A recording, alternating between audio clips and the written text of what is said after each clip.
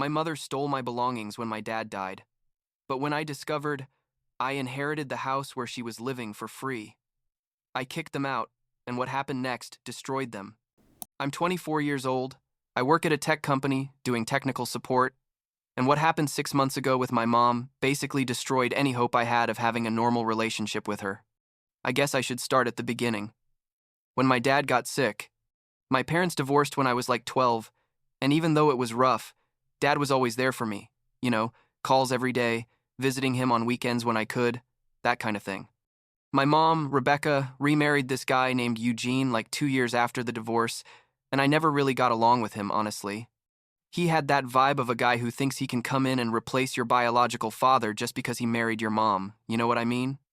The thing is, my dad, Samuel, started having health problems when I was 23. At first, it didn't seem like anything serious, like fatigue and stuff. But then the doctors found that his heart was failing. I don't remember exactly the medical term they used, something about heart failure, but basically his body wasn't holding up well anymore. He lived alone in this house he'd bought after the divorce. A modest but nice house in a small town like 2 hours from where I lived, and when things got really bad, I left my apartment and moved in with him to take care of him. My boss was super understanding and let me work remote. So I packed my most important stuff, left the rest in the apartment because I thought it would be temporary, and went to take care of my dad. It was like 3 intense weeks. Dad tried to keep his spirits up, making jokes about how now we were roommates again like when I was a kid. But I could see how every day he was weaker, how it was harder for him to breathe, how he slept more hours. His brother, my Uncle Arthur, would come visit him often, and the two of them would sit there talking about the past, about when they were young, and I'd stay there listening and trying to memorize every moment, because something inside me knew we didn't have much time left. 1 week after I arrived, Dad had a massive heart attack. It was early morning, like 3 a.m., and I heard a weird noise from his room. When I went in, he was on the floor, clutching his chest, and I called 911 immediately, but by the time the ambulance arrived, it was too late. He passed right there, at the hospital, around 5 inches the morning. He was 52 years old. I can't even explain what it feels like to be there, in the emergency room, while they tell you your dad just died. It's like your brain completely shuts down, like you're seeing everything through thick glass. Everything feels distant and kind of unreal. Uncle Arthur got to the hospital like half an hour later, and basically had to carry me because I couldn't even walk properly. There was so much paperwork, so many things to do, and I was like on autopilot, signing things without really reading what they said. The only thing I remember clearly is calling my mom. I dialed her number with my hands shaking, and when she answered and I said, "Dad died this morning," she went silent for like 5 seconds and then said, "I see. Well, let me know when the funeral is." Just like that. Super cold. Like I'd told her my car broke down or something. Unimportant. She didn't even ask how I was doing, or if I needed anything. Nothing. Just, "Let me know when the funeral is," and hung up. I spent the next few days like in a fog, organizing the funeral with Uncle Arthur, receiving people who came to give their condolences, trying to process that my dad was gone. My mom came to the funeral, but she stayed like in the back with Eugene and his kids, Evan and Stella, who were like 16 and 14 years old. She didn't come talk to me at any point, just came, stayed for the ceremony and left. After the funeral, I stayed at Dad's house because, honestly, I didn't have the energy to go back to my apartment yet. Uncle Arthur stayed with me a few days, but then had to go back to his city for work, and I was left alone in that house full of memories, trying to understand how to move forward. Like a week after the funeral, a neighbor from my old apartment called me, and what she told me basically destroyed me. She said, "Hey, I don't know if you know this, but your mom came a few days ago with a truck and took a bunch of your stuff. She said you'd moved out and didn't need them anymore." I froze. "What? What are you talking about?" I said, and she explained that my mom had gone with Eugene and the kids, that they'd taken out my TV, my desktop computer that I'd left because I used my laptop for work, my video game console, books, clothes, basically everything I'd left in the apartment. The neighbor had tried to stop them, but my mom had told her I'd given her permission, that I didn't live there anymore. And, since, technically, The apartment lease had expired because I hadn't renewed it when I left to take care of Dad. The landlord had given her access. I couldn't believe it. Literally couldn't believe it. I called my mom immediately and said, "What the hell did you do with my stuff?" And she, super calm, told me, "Oh yeah, I went to pick them up because you weren't using that apartment anymore and I thought you'd abandoned them." I yelled at her. How could she think that? That obviously I hadn't abandoned them, that I was taking care of my dying father and then dealing with his death. And she just said, "Well, anyway, I already sold them. We needed the money to buy things for Evan and Stella for school." Sold them. Just like that. Like it was nothing. Like they were old rags she found on the street. My computer that had cost me like $800 to build. My TV that Dad had given me for my 21st birthday. My console. Everything. She sold it and spent the money on Eugene's kids. I was literally shaking with rage. I told her she had to give me back my stuff or pay me for them, and she said I already spent the money. I don't have anything to give you. And if you care more about your material things than your family, then that says a lot about you. And hung up. She hung up the phone on me, after stealing and selling my belongings. I threw myself on the couch at Dad's house and cried. Not just about the stuff, but about everything. About Dad, about Mom's betrayal, about feeling completely alone in the world at that moment. Uncle Arthur called me that night because I'd sent him a message telling him everything. And he said, "Look, I know you're going through a lot, but I need to tell you something important about the house where you are." Turns out Dad had updated his will like 6 months before he died, when he started feeling bad. Uncle Arthur was the executor, and he explained that Dad had left me the house, completely paid off, only in my name. The house where I was at that moment, the house where Dad had lived his last years. After I left the apartment to take care of Dad, she, Eugene, and the kids had moved into the house claiming that someone had to be there to help me with Dad, but really, they just wanted to live for free because the apartment where they lived was tiny and Eugene had money problems. Dad was so weak and medicated toward the end that he basically let them stay because he thought they were helping me, but what they were really doing was taking advantage of the situation. Uncle Arthur sent me a copy of the will and all the legal documents, and when I read them, there it was, clear as day. The house and all its contents were left to me. My mom had no legal right to be there, much less to act like it was her house. I told Uncle Arthur I wanted to go confront them, and he said, "Okay, but I'm going with you. Don't go alone because that Eugene gives me a bad feeling." So 2 days later, Uncle Arthur drove from his city to the town, picked me up, and we went together to the house. My mom was there with Eugene and the kids, and when she opened the door and saw me, she put on that fake, surprised face. Like, "Oh, good that you came. It was about time you talked to me like a civilized person after how you spoke to me on the phone." We went into the house, and I could feel my heart beating super fast. I said, "Mom, we need to talk about this house." And she said, "Yes, we should talk about how we're going to divide everything, because technically, I also have rights as Samuel's ex-wife." And there I pulled out the papers. I showed her the will, the notarized documents, everything, and said, "This house is mine. Dad left it to me only. Your name doesn't appear anywhere, so technically, you're living on my property without my permission." You should have seen her face. First it was shock, then denial, then fury. Eugene, who was sitting on the couch, stood up and said, "That's a lie. Samuel would never do that." And Uncle Arthur, who's a lawyer, told him these documents are completely legal and registered. The house belongs to my nephew. Eugene turned red, like really red, and started yelling that this was a trap, that we'd manipulated Dad when he was weak, that they weren't going to leave because they'd been living in the house for months, and that gave them squatters' rights or something like that, basically making up laws that don't exist.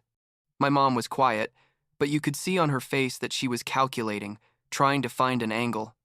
I told them, "Look, I don't want to make this difficult, but legally this is my house, and I need you to leave. Or at least let's talk about how this is going to be, because obviously you can't stay here for free forever." Eugene took a step toward me, like threatening, and Uncle Arthur immediately got between us. Eugene pushed Uncle Arthur's chest. It wasn't a gentle push, it was a real push, trying to move him. And Uncle Arthur, who's a big but calm guy, told him very calmly, "If you touch me again, I'm calling the police for assault." Eugene didn't stop. He started yelling at us to get out of his house, that we had no right to come, threatened them, and pushed Uncle Arthur again, harder. That was enough. Uncle Arthur took out his phone and called 911, and Eugene went crazy, yelling that we were the ones trespassing, that he was going to sue us, all those kinds of empty threats. The police arrived in like 10 minutes, and when Uncle Arthur showed them the documents and explained the situation, and also told them about the physical assaults, they basically told Eugene to calm down or they were going to arrest him. One of the officers, an older guy who seemed to know my dad because he mentioned he'd gone to school with him, looked at me and said, "I'm so sorry for your loss.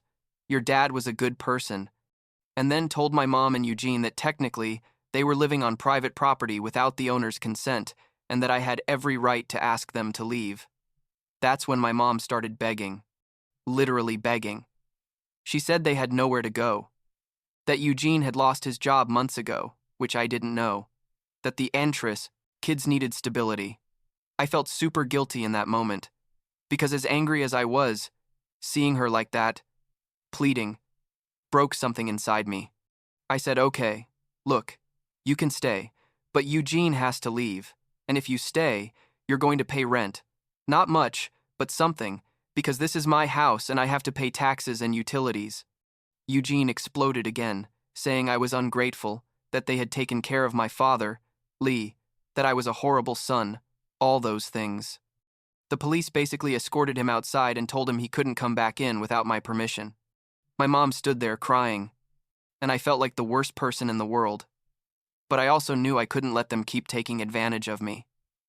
The next few days were weird. My mom stayed at the house with Evan and Stella, but Eugene was living in his car or with a friend. I'm not sure.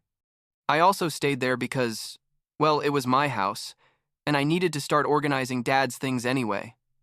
Evan and Stella were super quiet. With me at first, like awkward, but like on the third day, Evan knocked on my room door, the room that had been mine when I visited Dad, and said, "Hey, I need to show you something." I followed him to his room, and under his bed he had boxes with some of my stuff. My video game console, some books, clothes, things I thought my mom had sold. Evan told me my dad told us to sell everything, but Stella and I thought that wasn't right, so we hid what we could and told him we'd already sold it. He stood there, like nervous, waiting for my reaction. I didn't know what to say. These kids, who basically had no reason to do me any favors, had saved my stuff. I said thank you. Seriously. You didn't have to do that.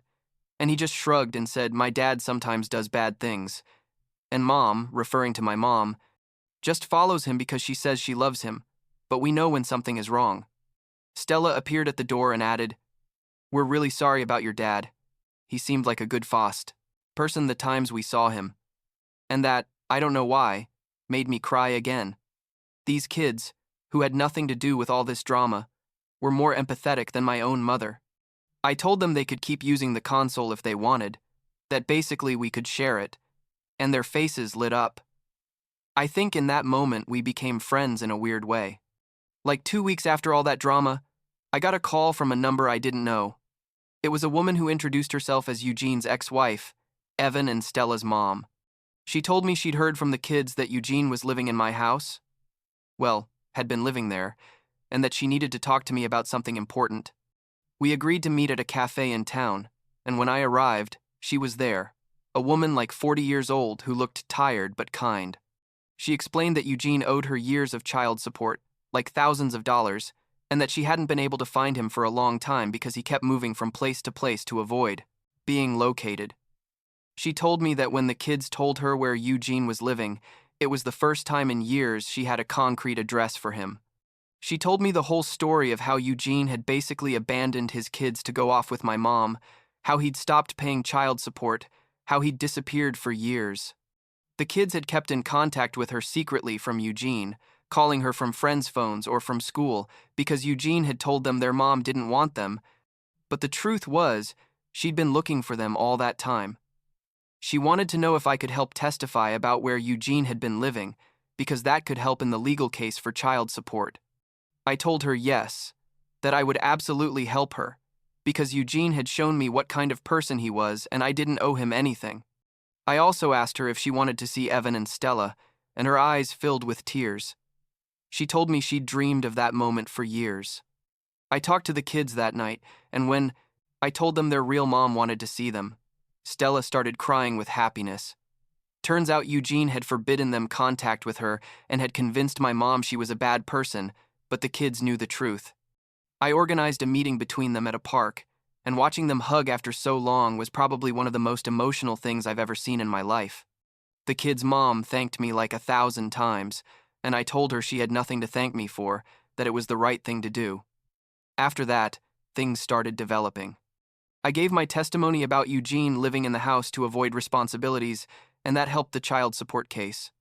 Evan and Stella started seeing their mom regularly, and I think they're in the process of deciding who they want to live with, because honestly, my mom hasn't been exactly the best mother figure for them either. Mostly, she's been focused on keeping Eugene happy. Eugene now has to pay all the back child support, and apparently he's working at a warehouse or something to pay off the debt. My mom still lives in the house, paying minimal rent, but our relationship is basically non-existent. We only talk when necessary, like when I need to tell her something about the house or payments. Like a month ago, Evan asked me if his mom could move into the house too, if there was space. I told him I had to think about it, but honestly, I like her way better than my own mother at this point. I'm seriously considering telling my mom to find another place and letting Evan and Stella's mom move in with the kids, because at least she actually seems to genuinely care about them and isn't using my property as a way to hide from her responsibilities. I don't know. I'm still processing everything. Part of me feels guilty about what's happening with my mom, because at the end of the day, she's still my mom. But another part of me is super angry about everything she did, about selling my stuff, about not being there when Dad died, about choosing Eugene over me constantly. Last week, I found some old photos from when I was a kid, from when Dad and Mom were still together. We looked so happy. I wonder at what point everything went to hell.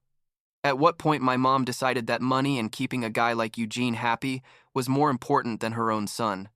I guess I'm never going to have those answers. What I do know is that Dad left me this house because he trusted me, because he knew I was going to do the right thing with it, and I'm going to honor that. I'm not going to let Eugene or my mom or anyone take away what my dad worked so hard to give me. And if that makes me the bad guy in my mom's eyes, well, I guess I'm going to have to learn to live with that.